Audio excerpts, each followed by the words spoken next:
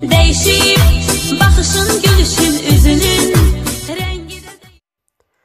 السلام علیکم ورحمت الله وبرکاته. قدرمنو لیدونکو که چېرته تاسو د موبایل نه عکسونه ډیلیټ کوئ، ویډیوګانې ډیلیټ کوئ، هر څه چې ډیلیټ کوئ هغه بالکل ستاسو په موبایل کې به پروت وي. تاسو کولی شئ چې په یو کلیک سره دوباره خپل لاسلیک خپل موبایل ته راوړئ. ګوره چې کله هم تاسو خپل عکسونه ویډیوګانې ډیلیټ کوئ یا په غلطۍ کې تاسو نه چېرته یو ویډیو یا عکس یو داسې ضروري فایل ډیلیټ کېږي تاسو ډېر زیات پریشانه کېږئ. نو څومره پریشانه کېږئ ما په دغه ویډیو کې به زه تاسو ته وایم چې تاسو څنګه کولی شئ چې هغه بیرته ترلاسه کړئ.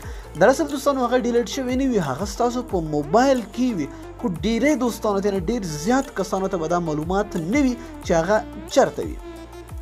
بالکل دوستانو بغیر د اپلیکیشن نن اپلیکیشن نشته، بالکل تاسو په اسانۍ سره معلومولی شئ چې هغه آپشن کوم یو چې تاسو ویډیوګانې ډیلیټ کوئ، عکسونه ډیلیټ کوئ، ضروري فایلونه ډیلیټ کوئ، هغه چېرته وي. بالکل به دغه ویډیو کې زه تاسو وایم، خو ویډیو را سره دوستانو تر پایه وګورئ. که ویډیو مو خوښ شوه د خپلو دوستانو سره یې حتما شیر کړئ. نو دوستانو وخت نه ضایع کوو، راځئ چې ویډیو شروع کړو. ګوره دوستانو چې کله هم د مثال په طور زه ځمه ګیلري ته، سمه ده. اوس ګوره دوستانو زه ستاسو مخامخ یو څیز ډیلیټ کوم. ګوره د مثال په طور زه دغه ټول ګورې دا ما زه دا ډیلیټ کوم. ګورئ ورته ما دا ډیلیټ کړ. ګوره دوستانو میسیجونه ډیلیټ شول. بس تاسو وایئ چې بس میسیجونه د هغه عکسونه ډیلیټ شول، ویډیوګانې وي که هر څه وي تاسو دې ځای نه ډیلیټ کړ، خو دا دوستانو ستاسو په موبایل کې شته دی، دا ډیلیټ شوی نه ده. صحیح ده. دا به تاسو څنګه ترلاسه کوئ؟ ګوره دوستانو دغه ګیلري ته لاړ شئ او د ګیلري نه پس دغه درې ټاکې تاسو ته ښکاري، تاسو به په دې باندې کلیک کړئ. د هغې نه پس دوستانو تاسو دلته راشئ، دغه آپشن یې تاسو ته ښکاري. په دې کې تاسو دغه د ریسایکل بین آپشن ښکاري، لکه موږ په کور کې ډسبین ورته وایو، هغه ګند چې پکې اچوو. سمه ده. نو ګند چې کله هم تاسو د خپل کوټې نه صفا کړئ، د خپل کور نه تاسو په ډسبین کې اچوئ، نو هغه تاسو هغه بهر خرګاډۍ والا څوک راځي هغه ګند والا هغه بیا وړي چې هغه درنه یوړه نه بیا لاړه، ختمه خبره شوه.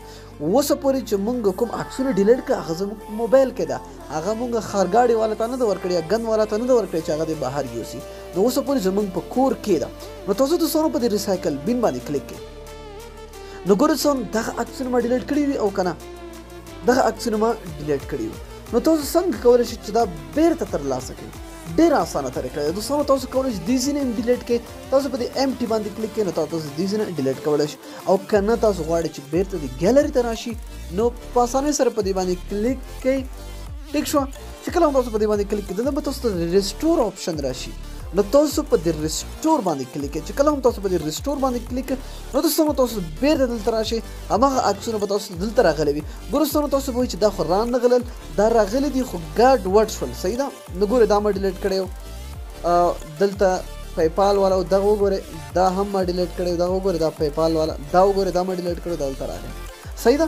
نو بالکل چې کله هم تاسو ویډیوګانې عکسونه ډیلیټ کوئ نو تاسو کولی شئ چې په دغې طریقې سره بیرته خپل موبایل ته یعنې خپل ګیلري ته راوړوئ. نو دوستانو که ویډیو مو خوښ وي حتما سره لایک کړئ او د خپلو دوستانو سره یې شیر کړئ چې هغوی هم د دغې طریقې نه ګټه یعنې استفاده ترې واخلي. نو ډېر زیاته مننه چې ویډیو مو راسره ولیدله. تر بیا ښې جاري.